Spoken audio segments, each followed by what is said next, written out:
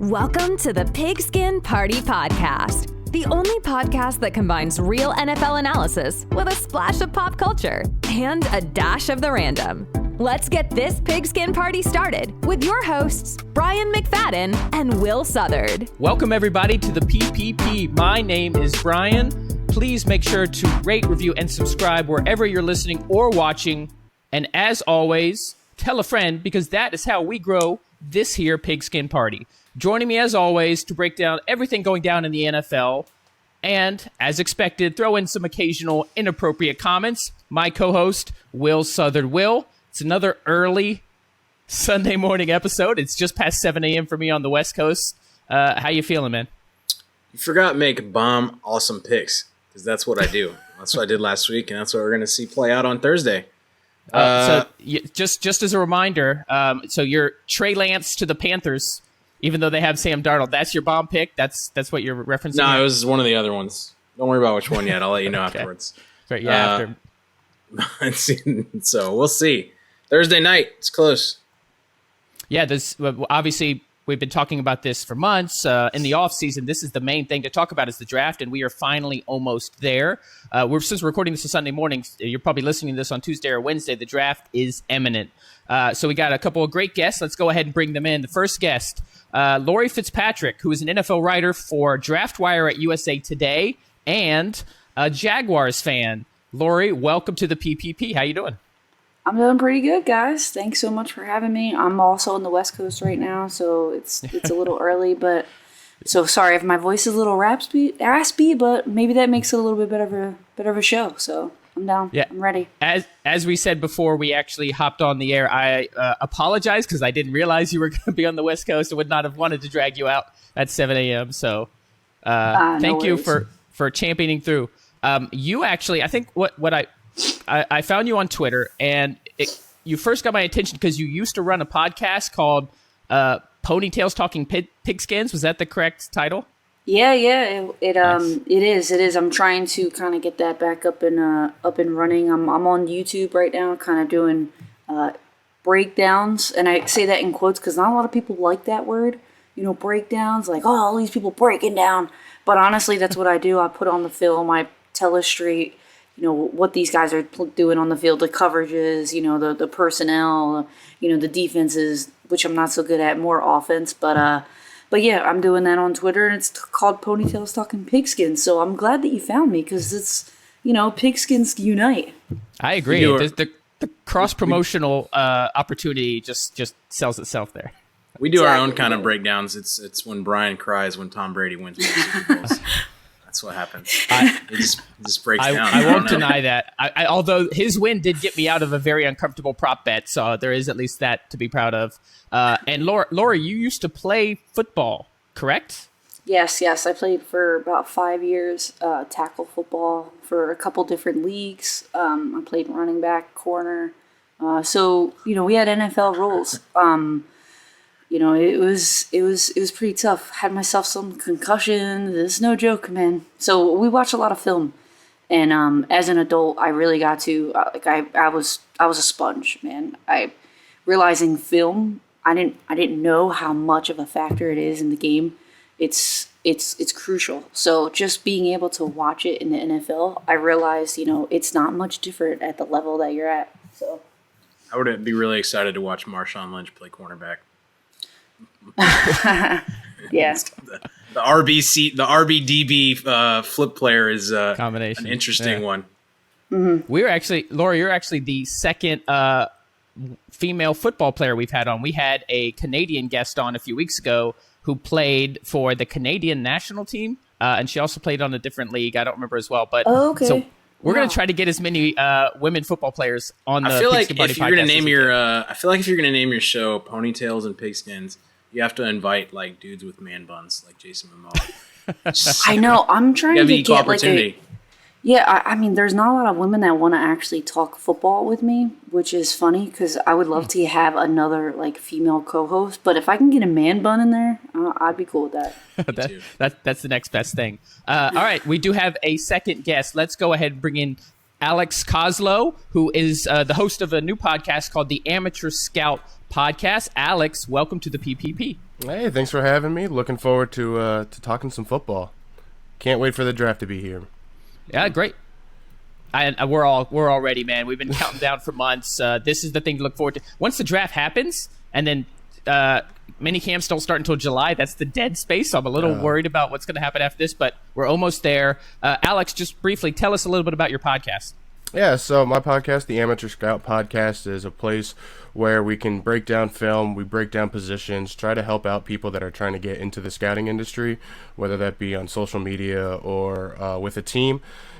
I never had a formal training for it. It basically learned by just doing it and talking to other people in the field, and we're just trying to give another outlet to people who want to learn more about the game. Awesome. We're super excited to have you on. Make sure to check out his podcast, the Amateur Scout Podcast. As you heard, Laurie is a Jaguars fan. Now, we haven't done a deep dive for a couple weeks for various reasons. Obviously, we had the mock draft. I was away, but we are going back into our team deep dive series, and we are diving deep on the team with the number 1 overall pick. We purposely planned this for the week of the draft, and that is the Jacksonville Jaguars. So before we hear from Laurie on that, there is quite a bit of news to get to, even though it is draft week. So first, there was a trade. So this broke yesterday, I believe, or maybe the day before. So we all know just how badly the Chiefs need offensive line help. They lost both Mitchell Schwartz and Eric Fisher and just got decimated by that Bucs pass rush in the Super Bowl. Well, they have at least replaced one of those tackles. So offensive tackle Orlando Brown Jr., who had played right tackle for the Baltimore Ravens, was drafted in 2018, and then moved to left tackle last season after Ronnie Stanley got injured, wanted to stick at left tackle and asked the team for a trade. He has found his trade partner, and that is the Kansas City Chiefs. So a quick rundown on the terms. The Chiefs sent their first this year, so the 31st pick, third and fourth from this year, and a fifth in 2022. And the Ravens send Brown a second from this year, so Kansas City essentially backed into the next round, and a 2022 sixth. So we'll get your thoughts first on this. I mean, it seems like a pretty straightforward trade for both teams. Brown wanted out, and Chiefs needed an offensive tackle. What are your thoughts? I mean, obviously, it's a big boon for the freaking Chiefs, right? Like, they have a stocked offensive line now with some pretty solid talent. Thing is, I keep getting Orlando Brown confused with Orlando Pace, and I'm not sure how well Orlando Pace can still block. But like when I first heard that trade, I was like, that guy, and then I'm like, oh no, not that guy, not that guy. But no, Orlando Pace hasn't been in the league for years. I know, that's how old I am. But I mean, how many football linemen are named Orlando, right? So it confused me a little bit. But only room for one Orlando. That's it. That's right. I mean, how many Orlandos can you have? But you live in Orlando. It's too much information for you to process. I mean, it's a crucial spot of need, right? I mean, we saw what happened in the Super Bowl with the Bucs pass rush to get to Mahomes. Dude ran 500 yards, like not in a positive direction. So I don't know, man. I'm tired of the Chiefs being good. I think this is going to prove. I mean, it was a not a massive haul, but it was not nothing. But when you look at, where they were going to pick, who they were going to get, I mean, you could have done much worse. So I'm a fan of it. I think it was a pretty solid move for the Chiefs. And now the Ravens have 2 first-round picks in this draft. So they can address some of their needs. So, we've discussed wide receiver. That's where we put in our mock draft. What do you think the Ravens might do with this, Laurie, with that second first-round pick for Brown? They'll probably go defense, but I think this draft is really interesting. I think it's going to be best player available because of the depth in each positions. So like there's a depth at O-line, but there's like no depth at all in like defensive tackle, like in like the interior as well. So it's kind of like whoever picks that defensive tackle or couple, they're gonna get them, but nobody's gonna trade up for them because they're not that good. Like even the linebackers aren't really like that great. So they'll probably grab a linebacker, but I'd say they'll go offensive tackle because they want to replace they want to replace what they just lost. Right. And I think they'll probably go that way just because there's such good guys. There's such good offensive linemen in this draft. So. Yeah, it is. The depth of offensive tackle is good for the draft, and you're right. Defensive tackle, we talked about it last week on our mock draft special. You got Christian Barrymore from Alabama, who might be a first rounder, and then it's just a huge drop off on the defensive line after that. So let's keep on moving. The Cleveland Browns, it's not a big surprise, but it's still notable. So the Cleveland Browns did pick up the 5th-year option for quarterback Baker Mayfield. So Mayfield had a fantastic rookie season. After he came in for Tyrod Taylor, fell off poorly in his second season, third season, bounced back, took the Browns to the playoffs. Is this just a no-brainer, Will, or do you think this is notable that they went ahead and picked up their 5th-year option?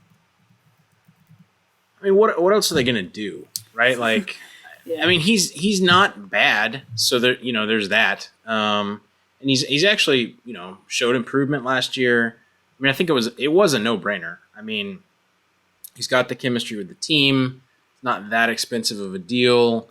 There's nothing else. I mean, what are they going to go grab Andy Dalton next year? Like, so, I mean, I think it's pretty automatic. I still think he can be pretty decent. So, I mean, I'm a fan of it. I prefer the league with Baker Mayfield in it. And I think, the city of Cleveland doesn't, I mean, he was going in a bad direction. Let's be honest. But for now, I think he's safe, and it's exciting to see him back. Well, I think a lot of that, I mean, just shows you that the situation around them, the coaching, and obviously Freddie Kitchens just was driving that Browns team into the ground. They bring in Kevin Stefanski, and they're vastly improved. Alex, what do you think about this, of the Browns picking up the 5th-year option and committing to Baker Mayfield for an additional year? Oh, we might not have him. Okay. Technical difficulties from Alex. So let's keep any quick thoughts, Laurie, on the Browns situation? Yeah.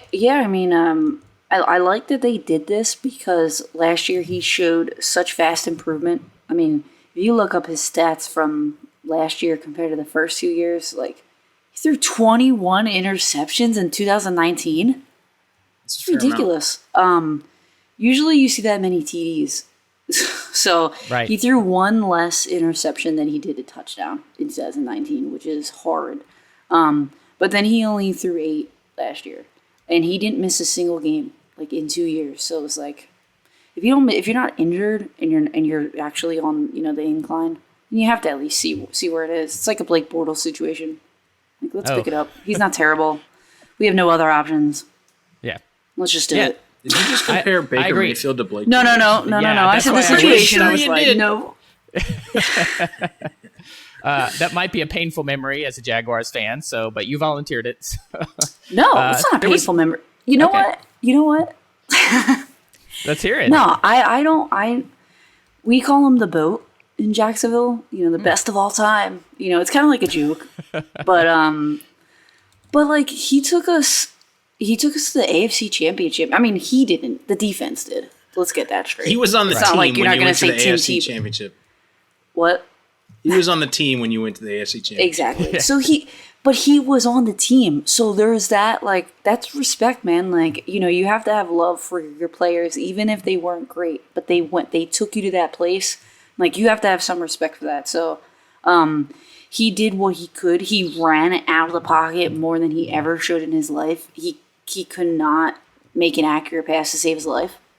And he pretty much lost us the AFC Championship as well as, helped us get there. So it's a love-hate relationship, but it's more love just because, you got to respect these guys. So, But don't worry, I didn't compare Baker to Blake. But it's just an interesting situation, Okay, let's continue to talk about some more news. We have, unfortunately, had some technical difficulties with our guest, Alex. So we'll probably try to figure that out and have him on a different show. But we are just going to ride this train with Laurie. If that's cool with you, Laurie, ready to keep going, rocking some NFL talk? Sounds great. Let's do it, guys. Awesome. I love the energy at 7:30 in the morning on the West Coast. Okay, so this is an interesting one. We've heard talk about it, and there was all these rule proposals, but one of it might seem like not a big deal, but Will's favorite player, thought it was a big deal. So the NFL owners officially approved a new single-digit number rule. So positions at running back, wide receiver, defensive backs, and linebackers can now wear single digits on their jerseys. Now, that casual NFL fan is probably like, yeah, fine, cool, wear whatever number you want. I don't personally have a problem with it. But Mr. Tom Brady put something out on social media that it's a horrible idea and it's going to ruin football, and he just clearly isn't a fan. I think he put dumb multiple times, the word dumb, in his tweet or whatever it was. So our Brady guru, Will, what are your thoughts on the whole single digit number rule? I mean, he's a crotchety old dude, right? Like he knows how to play his game. Are you calling Brady old and crotchety? Wow, let's make sure we have that on the let's record. be honest. Get off my grass. Let's be honest. I mean, like, why lawn? Why would he hate it? Right? He would hate it because it's introducing variability in the kind of football that he knows. Right? It makes him uncomfortable, and he doesn't see like a huge upside to the game. So in that way, like, I get it. I don't care personally. I think you should, if you're a football player, you should be able to wear whatever number you want, and like that would make it more interesting, I think, to watch when you couldn't just automatically know who somebody is by their number or just learn their numbers, So I don't care, honestly. I mean, but old Tom has a problem with it.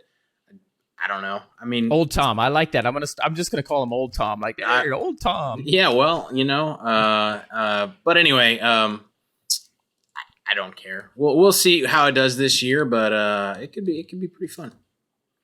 Laurie, you told us that you played running back, DB. What do you think about the single digit? Do you think it matters, or do you think it'll actually affect quarterbacks, or Brady's just being crotchety? No, I think it affects him a little bit. Just because, like, the complexity of the game, like when you're in the zone, and you make it so you only have to worry about two things, or three things, and it's very calculated. And so, like, when you see an 84 coming at you, you don't think about, or not 84, but like when you see a 54 running at you, that maybe if you're a little shifty, you're not thinking about, that's Brian Urlacher. But like the digits kind of give you like a signal of, what you can do next. Because he's so calculated, it's gonna kind of throw off his, him being better, I guess. So I guess I'm all for it in that aspect. But like, honestly, I didn't like the 10-digit single numbers on the wide receivers. Like, I like the 80s, man. Yeah. Like the 80 numbers. It just, I don't know. I kind of like the fact that they had their numbers in their set of numbers. And, I maybe from the beginning, they all should have had this. I don't know. I'm kind of like, it doesn't really make a difference. I don't want to be the old guy, get off my lawn. Because it definitely has that feel if you don't like this. I think you're it's grouchy. Like us NFL pure, there's an NFL purity to growing up with, Michael Irvin, 88, Jerry Rice, 80, right? We get used to those 80s numbers growing up. And then, we started to get used to the 13s with OBJ and the 11s with Julio. And so now we're going to have to get used to number 1 and number 6. And it's not a big deal, but I see what you mean. Like, it's just changing what we were used to. Anything that comes out that makes Tom Brady a little bit worse, I'm a fan of. So I'm going to jump on it and say that I like this idea. But ultimately, I don't think it makes a huge difference. Maybe minor. You're right, Laurie. With certain quarterbacks who are so cerebral, like Brady, if they're making split-second decisions, maybe the number might have a little bit of cause them to pause for a second. But overall, I don't think we're going to see a huge shift here. Let's talk a little bit of NFL draft. So some of the rumors that are coming up around trades, I just wanted to talk about some of the teams that have been mentioned as possibly looking to trade out of their current spots. The Lions have been rumored to being very open. I think the wording was to trading out of the number 7 spot. The Panthers, who apparently are not open to taking Trey Lance at number 8, as Will projected last week, also looking to move back. And there's even been talk about the New York Giants at number 11. But the talk has been more around GM Dave Gettleman, who has this reputation for never trading. And it's true. In 8 drafts as GM, he was a GM with Carolina and New York. He did not ever trade back. So he actually went on the record and said, hey, I'm not against trading back. I've considered it. I've just never seen a good deal. So, Will, what are some thoughts on some of these teams, maybe the reasoning behind them? The Lions, does that mean they're happy with Goff for a few years? They don't want to try to get a quarterback at 7, or they're just taking opportunity of the spot that they're in to try to get a good draft haul? Well, I mean, I think when you look at the Panthers, right, like, we talked about there's just not – I mean, they got Darnold, right? If they do trade back, I mean, that proves that their faith in him is fine, and it probably is, I mean, to be honest. So if you can trade out of that spot, there's not a super glaring need. There's nobody you're in love with. I think it definitely makes sense. The Lions, like, what it means is they know they need to start over, right? So the more picks you can get if you're the Lions, the better. Take a flyer on some, late round guys and just rebuild, right? Because one player is not going to make or break the Detroit Lions. Let's be honest. So, trading back is one of those things where if you do it right, it can really pay dividends for you. But so that's what I think we're seeing with those two people. I still think Atlanta should trade back. I don't think they probably will, but I think they should. So we'll see. But that's kind of where I put those two. I think if we see the Panthers move, it's just because they did pick up Darnold's option, so they're gonna fly with him. So this is interesting. Technically, they haven't yet. They said that they would, but they haven't actually picked it up. I was actually talking to Ari from My Sports Update, the NFL Update Twitter, who we had on last week after the show, because he said something, and he had like a little conspiracy theory he'd been hearing that the Panthers did all this, but they're still going to draft a quarterback because they don't necessarily buy into Darnold, and they actually haven't picked up his 5th-year option. So there's a little intrigue to keep an eye on. I think you're 100% right on the Lions. I mean, that's probably the worst, short of the Texans, that they're probably in the worst condition as far as their roster, and they have so many needs. So it only makes sense for them. They've got Goff. He's a nice placeholder for a few years. Trade out of number 7 if you get a good haul. Laurie, what are your thoughts on any of these teams and the rumors around them possibly trading out? Yeah, I mean, it'll probably happen. The Eagles want to trade up too. They want to get back into the top 10. And I know Jeffrey Lurie, the owner, and Howie Roseman. Howie's pretty good at kind of like finagling his way. So I think that maybe he can get back up there. And I don't think the Giants would be the ones to do it, but maybe the Lions, because they need those extra picks. And the Eagles have 11, I believe, in this draft. So you might see the Eagles jump up and trade spots with the Lions because they sure need it. I think that would be cool. The Eagles need a wide receiver because Rager's just going crazy on social media. Like, I don't, not sure. I haven't seen it. What was he saying? He deleted everything. He deleted all his posts. He was Wait, who? He made Jalen Rager. Posted. Oh my God, he did? Yeah, he posted that like he's getting his DMs are like crazy, and he just, I mean, yeah, he's not in a good spot. That's not what you want with your, they got to have a receiver for Hurts who's stable. So hopefully they don't take Waddle. I kind of agree with Brian's assessment of him. But if they do move up, maybe they can snatch one of those like other two marquee guys. I really like Tony, man.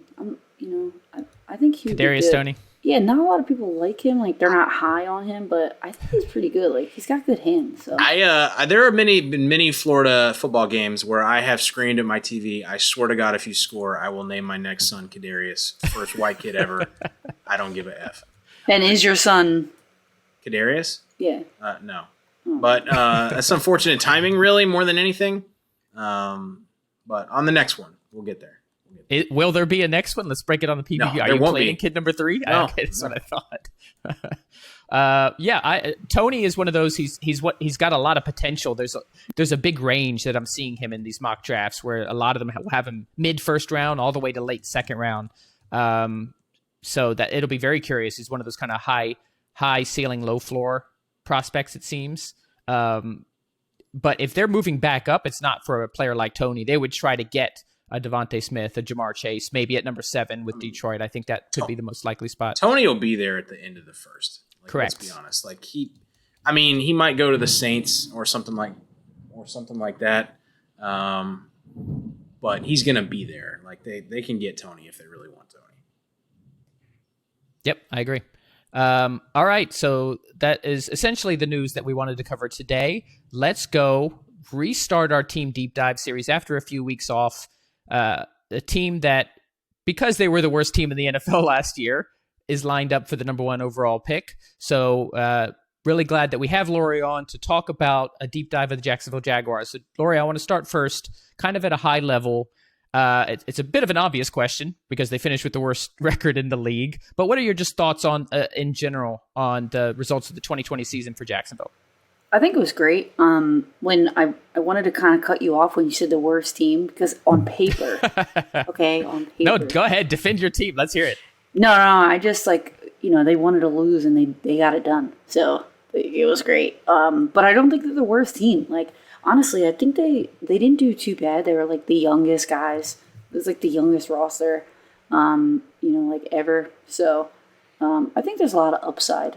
I know, you can look at the schedule right now and from last year and you just see all of those L's. It's just like, it's hard to say anything good just from, just looking at it on paper. But honestly, I think there's a lot to this offense that has yet to really been talked about. Laviska Shenault is a beast. Like, he's gonna do so well this year.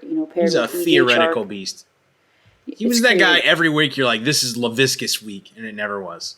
It was 1 week. 1 week. He's talking about from fantasy perspective. But oh, okay, yeah. But as a team player, he gets the job done. He makes guys miss. And then you got the offensive line.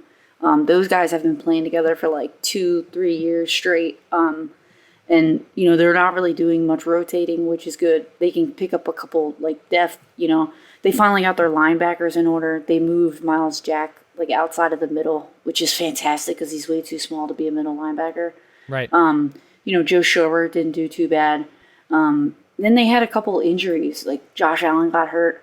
Then you remember C.J. Henderson, the corner, he got hurt as well.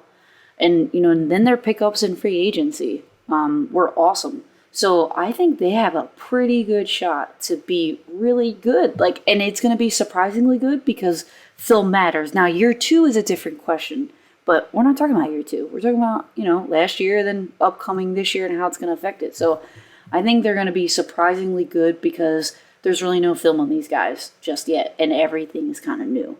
So with Urban Meyer and that competitiveness in the background,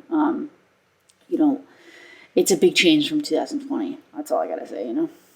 Well, let's talk about Urban Meyer. So obviously, hugely successful college coach, found success at every single place that he coached, from Bowling Green to Florida to Ohio State to Utah. But he never coached a single down in the NFL, not even as an assistant, not as anything. He's purely a college coach, known for running a spread offense in college. You mentioned that competitiveness in the background. Yes, clearly he's known to really get the most out of players. But how do you feel about the hire of him as a first-time NFL coach straight to the head coach of Jacksonville? I think it's good because you think about, Shad Khan, what else? There's no other choice that he had. He told the staff to get the number 1 pick, and they got it. So I think it's the chance that you have to take as an owner, as in one of the most losing histories. They're a franchise team and they have so many losses. It's out of control. So it's where do you go? You have to make a big decision. And Urban Meyer is decorated AF. He's competitiveness, and that's one thing, or he's competitive, and his competitiveness is something that he's bringing in the locker room that they didn't have at all. It's let's go to the Jags, let's go to the country club. So for the first time, it's it was after Tom Coughlin, he had that competitiveness, but it was more of the old man on your lawn times 1,000. And they had the most fines for NFL players, in the year that Tom Coughlin was there. And the most, when a player can, battle the fine that they're getting. They had the most appeals. They had the most appeals for the players. And it was just what is going on here? The staff is not getting along with the players. Like, then the whole Jalen Ramsey thing happened. And, like, there was just, like, the players had too much control. And he needed to do something to turn that around. And you have to bring in a guy where all the players did was listen to this guy when they were, in their most crucial years of the game in college football. So it's like, if you're going to listen to anybody, you're going to listen to Urban Meyer. And Shot's like, all right, I got to crack the whip, yo. It ain't happening no more. He's got a very win at all costs mentality, which... Including his own health. Yeah, but I think that's a little overblown. I think what happened was he realized that, like, Florida was going to suck post Tim Tebow, and he just, and then at Ohio State, I mean, he gets really invested, so who knows what the NFL is going to do to him. I'll tell you right now, I mean, if he goes a couple years and he doesn't, the Trevor Lawrence thing doesn't work out, he's not just going to grind it out as like a mid-level coach. He's either going to win or he's not going to do it. Well, that's not a great indication of his coaching ability if he lost a star quarterback and then is like, okay, I'm done, screw it, I'm out. That's not a great endorsement. And you, as a Florida fan, are you saying that Urban Meyer was all about Tebow and it wasn't really his coaching ability? I mean, we had a lot of players back then. Like, we had Percy Harvin. I mean, we had Aaron, you name it, right? Like, that team was ridiculous. So, it's interesting to see, like, his spread offense translate to the NFL. He is a very, very good coach. You're forgetting about Ohio State, man. Come on. I'm not. So I was about to go to Ohio State. All right. I mean, he did. I mean, look at what he did there. I mean, he's got skills for sure. It's not just talent, but Florida was one of those things. I mean, he started fast. Won the 2 titles, and then like we were in a complete rebuild, and I think he was just like, well, let me just pause on that. And he always wanted to get back to Ohio. That was like his dream job anyway. So you probably saw the writing on the wall there. You have to think about this though, right? You talk about offense so much, and the only thing he's talked about is the defense. Because he knows that in the NFL, you can't score 100 points to win. That's what you do in college. You don't do that in the NFL. So he's focusing so much on the defense that you don't have to rely on Trevor Lawrence. And that is what his game plan is. So let's talk about Trevor Lawrence. I mean, this is widely accepted as the clear number 1 overall pick and the player that the Jaguars are going to be taking from the start. We've talked on this show about the fact that Urban Meyer is already giving him the playbook and kind of trying to bring him up to speed so that they have a jump start ahead of training camp and ahead of the 2021 season. Just some quick thoughts on Trevor Lawrence. I mean, does he look like a slam dunk to you? Is it clear that that's the guy? Yeah, I mean, definitely he has all the measurables, all the attributes. He's decorated. I wish that he looked a little bit better on film, but like that's who he was surrounded by. He was surrounded by good running backs, good skilled players. Hot, to be honest. You think I think he looks great on film. Yeah, I mean, because he means his long flow. He means physically. He's not talking about his play. He's a stallion, man. You see that hair? It's unbelievable. So when you say he doesn't look great on film, what specifics are you referring to? Like, there are times where, like, the way that it's coming out of his hand, like, sometimes the ball will sit in the air, like, it floats a little bit. And that's one thing you don't want to see because these DBs in the NFL will pick that off in a heartbeat. So, like, you would rather underthrow than overthrow. It just kind of, like, sits there a little bit. I'm not saying he's overthrowing all the time. It's just, like, sometimes I don't know, like, it doesn't come out, like, as the velocity isn't as strong as you would like to see. But it's always, like, it gets there, and then the playmakers make a play with it. So it's, like, I think he's kind of been bailed out a little bit. So it's going to be interesting to kind of see what he does against top-tier talent. But it's a slam dunk pick. Like, you can't go any other way because his ceiling is so high, in my opinion. Because his technique, his throwing technique, and then he doesn't, like, really fold that much under pressure. So, like, he has the intangibles, he has the tangibles, and I feel like the potential is higher than any other pick. And there's not too much that you need to worry about. Like, there's a lot of other things, like with the other quarterbacks, like where you go, oh, well, I don't know if he can deal with the pressure. You know, there are times where he made a lot of bad decisions in some games. Like, you don't hear that about Trevor Lawrence. You know, you just hear about, you know, can he do it? And it's more of like a what if, instead of like those tangible hard facts that take away from his game. So it's more about the upside.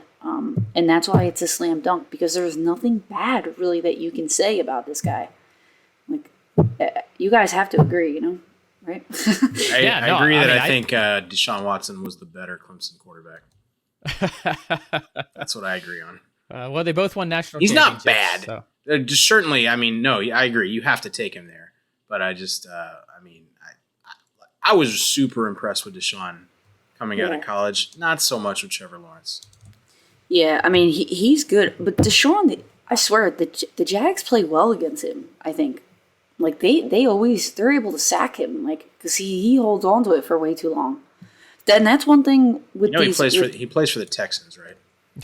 He doesn't have DeAndre Hopkins anymore. We're aware of this. Okay, so sad. I feel so bad for that. You know, like, how can you get rid of, like, don't feel too bad for Deshaun at this point, though. No, I think she meant the organization. Yeah. Texans. Come on, this is strictly the field. I don't even want to go there, but we've talked about it plenty on this show. We don't have to go there. But yeah, I you know, Deshaun's a beast, man, and that's tough because they compare. Oh, if Joe Burrow was coming out this year, who would you pick, Trevor or Joe Burrow? You know, and then you look at like Herbert, and he was really good coming out too. So it's like if all these guys were in the same draft, who would you pick? And I don't think Trevor Lawrence would be at the top. But if anything, that makes it better because, like, I know that he doesn't have that mentality, you know, that I want to go kill everybody that says anything bad about me. But I think maybe it's a little Tom Brady attitude in him. Like, I mean, but okay. That was really bad to say because Tom Brady was picked round 7. But I'm talking about like the attitude in general, where his work ethic is there. So he's like, I don't need to say much because my play on the field will make up for it, and that's what I kind of mean. Not like the picks, because obviously Tom had a chip on his shoulder, and Trevor kind of doesn't. But I just think it's the attitude and it's what's instilled inside of you. That is going to make you great. Peyton Manning is a better comparison. Okay, yeah. Like not talking, and you're just gonna go out there and play. So, right. Hopefully that's where, you know, that's the upside. And, you know, he shuts up and plays and, you know, and he just kills it. So I think it's the upside and it's the ceiling. 'Cause I swear that he's so fluid. Everything that he does is so smooth. I wish that he had a little more oomph to his, like, he gets mad, slam the ball down when you get sacked, get pissed. Like, I want to see that. And that's what I don't see. And I think that will put a little more velocity on the ball. And kind of like the way it comes out, he kind of like lets it sail. So I think if his footwork was a little bit tighter, it would come out a little bit harder. So I think those little adjustments Urban will be able to do. So I think it's great that people are kind of second guessing this guy, because that's what the Jaguars need. Because once people said that the Jaguars were good, they did terrible. But once they're off the radar, then they can kind of flourish and do well. And I guess that's more for everybody. But I think that's going to be something that Trevor Lawrence is going to, like, excel with. I'm like, yeah, second guess him. Think that he's not going to do it. Then I think that he will, like, for sure. So you want them to, like, have that underdog mentality instead of, like, expected to succeed kind of thing. Yeah. And, you know, I'm glad all this stuff is coming out about Trevor. You know, judge him. You know, judge him without knowing him. Keep doing it. So that they can get proven wrong, hopefully, for your sake, yeah. 100%. We talked about this on our Flavor of the Week episode last week, specifically that Sports Illustrated article interview with Trevor and how it got blown out of proportion. And Peyton Manning was never motivated by a chip on his shoulder, and he was the number 1 overall pick, and he did okay for himself. So with the number 1 pick locked up, the Jacksonville Jaguars are not done. They have another first-round pick and 2 second-round picks, so a lot of early picks. What are some positions that you would like to see them target with those early draft picks after Trevor Lawrence at 1? I'd love him. I'd love if they get a safety. So like Mo Ring is a pretty good safety from TCU. I'd love to see them get him. But they actually have a pick right after that, and it's 33. So it's the first pick in the second round. So either one of those, like either offensive line, just for like the depth, because I think, they have a lot of picks, so they could do that. So I think safety, offensive line, and linebacker would be nice, but I don't really see two that great linebackers coming out. So that's gonna be an iffy one. I'm gonna trust that Urban Meyer and his guys know what they're kind of doing there. Like I said in the beginning, I'm not I'm not too knowledgeable on defense, and I even played linebacker for a year.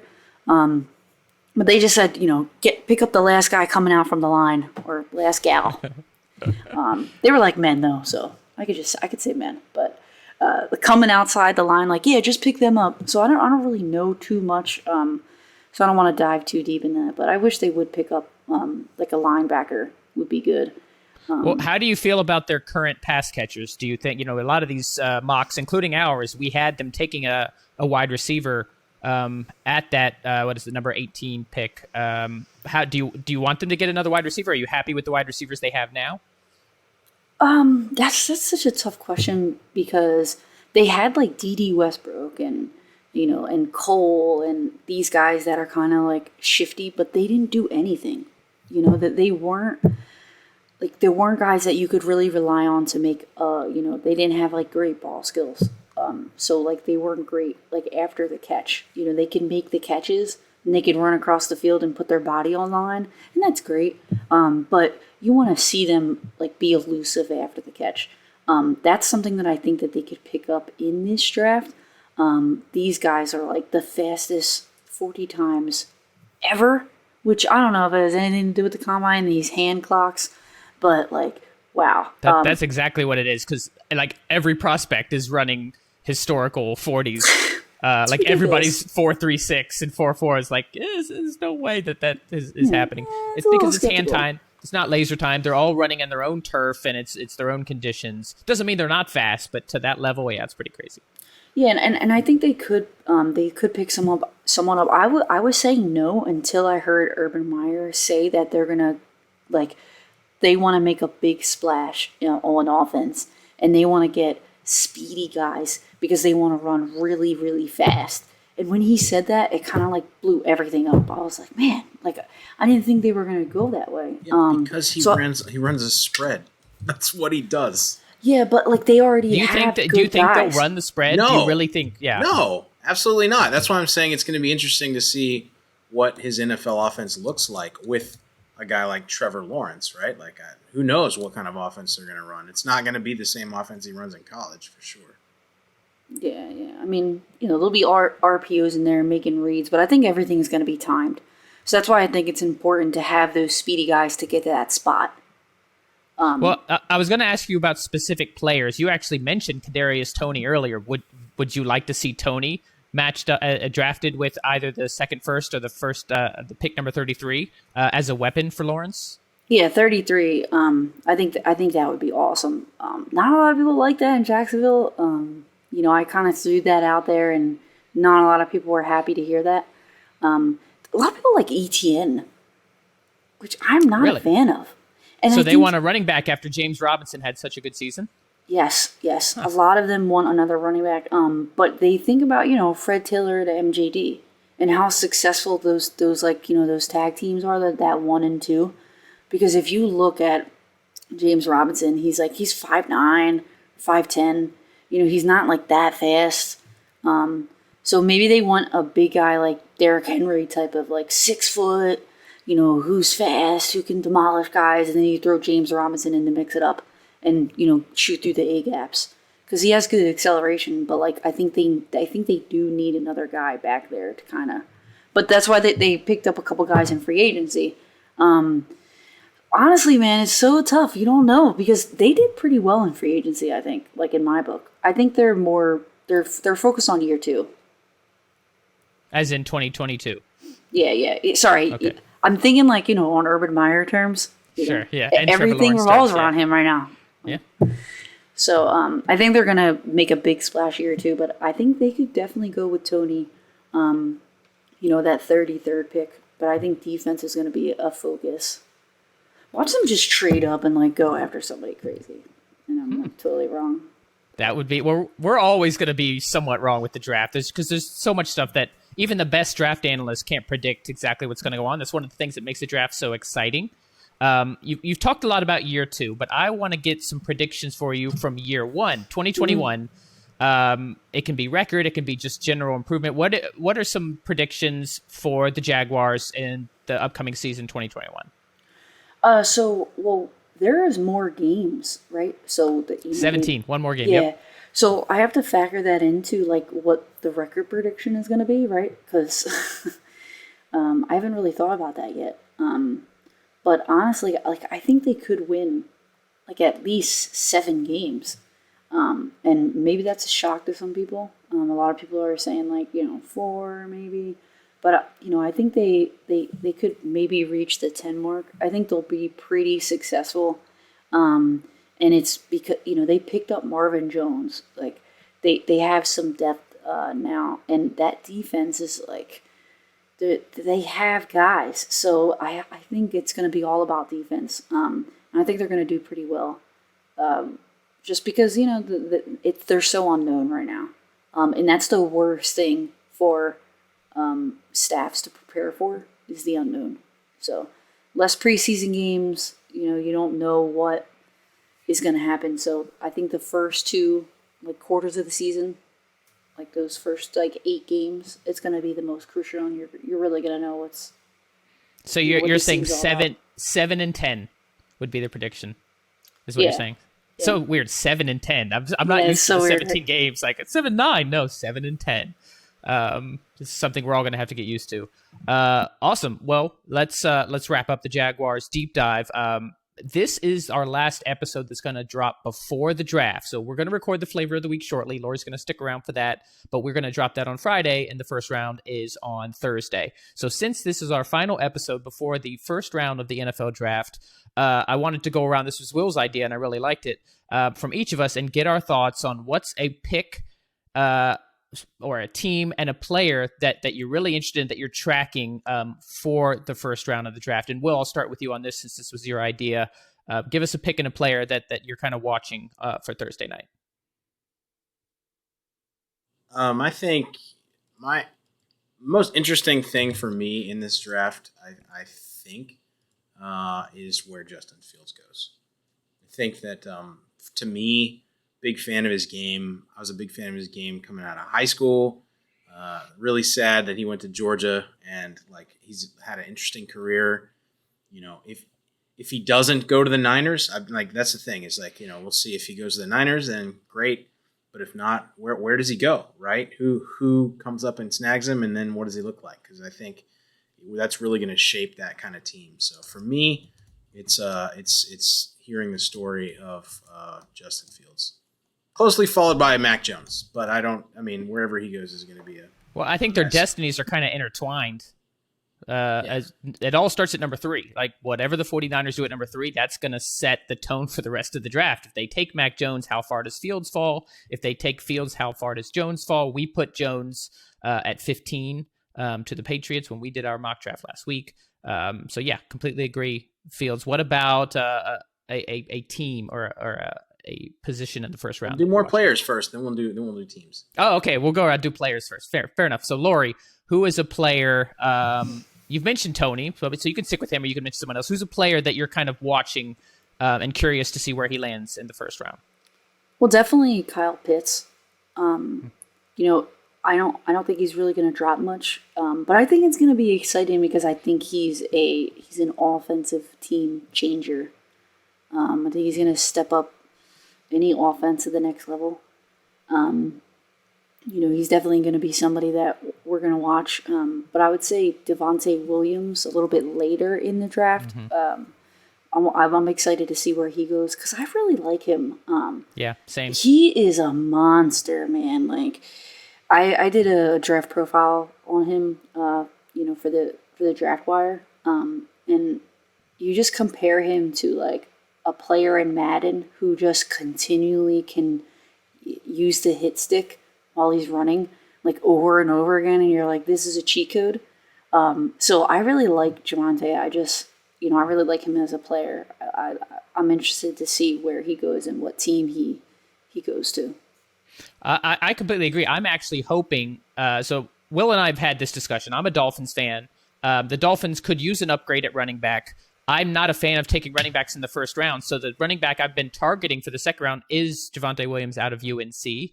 The Dolphins have an early second round pick. So I would love to see him land with Miami and address the running back need there. So I agree with you there. As far as players I'm tracking, I'm actually really interested in where edge rusher Greg Rousseau out of Miami goes. And here's why. So he kind of blew up on the scene in 2019, 15 and a half sacks. Like, this was a guy who was on his way to being a no-brainer top 10, top 15 pick, and then opted out 2020, which a lot of players did, but he didn't have as much of a profile as some of these players like Chase, like Sewell, like Slater, who opted out in 2020, who are still going to be top 10 picks. So Greg Rousseau has been mocked anywhere from like pick 14, 15 to like towards the end of the second round. So he's just so much of a mystery. And with the pre-draft process being so different this year from COVID, not being a combine, there's just there's even more mystery than there normally is around some of these prospects, and even less certainty. And for those of us watching, we really have no idea where a lot of these players are going to end up. And Russo is one of those that I'm curious, does he go in the first round? How far does he slide? He could be a steal and a game-changing pick. Okay, so now let's go around and talk about a team or a particular pick that you're tracking, Will. I mean, it's kind of hard, right? I mean, there's so much interest in the draft from all different angles. So to pick one team, like, obviously, I'm interested in the Bucs this season, but at 32, like, I don't really care who they get, and when you bring back your whole team, like, it's just icing on the cake at that point. Yeah, I mean, I in terms of picks, I really think we have some good chance for the Falcons to trade back. They're probably going to take Pitts, and they probably should, but I'm really interested to see what happens there. I guess even before that, what the Niners do at number 3. So if I have to pick anything, it's that, right? Like, what are they going to do at number 3? Beside that, it's, do the Falcons trade out of 4, and if so, what happens? So, like, the first few minutes of the draft are going to be insanely interesting from like a trade maneuvering standpoint, because there's so many like good marquee players that will go like in the top 10. So that's what I would say. Yeah, I mean, it's all about dominoes. We mentioned it a few times. It's whatever happens at that number 3 pick is going to completely affect, and like dominoes, the rest of the first round. Laurie, what is a pick or team that you're tracking in the first round for Thursday? The 49ers pick is like really interesting. That's going to really shape everything. Like you're saying, that those dominoes, and once one team goes after a specific position, then you see everyone else change everything and go after that position, because like they want to get the best guy. I'm interested to see any trades. That's going to be like the most important thing. Like, so I'm going to be really focused around like 6, 7, 8, 9 for some trades to happen more than specific teams. I have a little bit of love for the Eagles, so I'd like to see what they do. Hey, it's family, my mom loves them, so yeah, I have to I hope that my family is happy, and I hope that they do something. So I'm definitely going to be watching out for the Eagles, but mostly for like the trades. Who's going to trade back? Who's going to trade up? What are the 49ers going to do? Are they going to shock us all? We're going to get another Mitch Trubisky pick? Somebody going to just totally, SHIT the bed? Like, what's going to happen? So this is not my team, but I am curious to see what Denver does. Like, to me, if there's a trade candidate based on the way the current draft is, the way that Detroit doesn't seem to be super aggressive for getting a quarterback. Carolina, contrary to Will's pick last week, I think is good with Darnold, at least for this year. But Denver has signaled multiple times that they're not sold on Drew Lock. Are they the team that trades up with Atlanta at 4 to lock down one of these top quarterbacks? I want to get at 7 or at what 9. They have 9. That's they the take thing. Lance if Panthers don't. Yeah, which they probably won't. Does he fall to 9, or do the Patriots trade up at with Detroit at 7 to get Trey Lance? Can we agree that if he's there at 9, like that's the no-brainer pick though?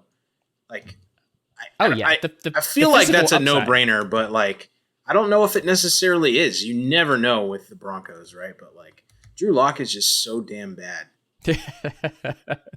Yeah, I agree. If I was George Payton and John Elway, I would, if one of those top quarterbacks, maybe not Jones, but if any of the other ones are like Trey Lance, if Justin Fields happens to fall to 9, you have to take that, and you might even consider trading up to 4 if for some reason Fields is still there, which he could be if the Niners take the Mac Jones at 3.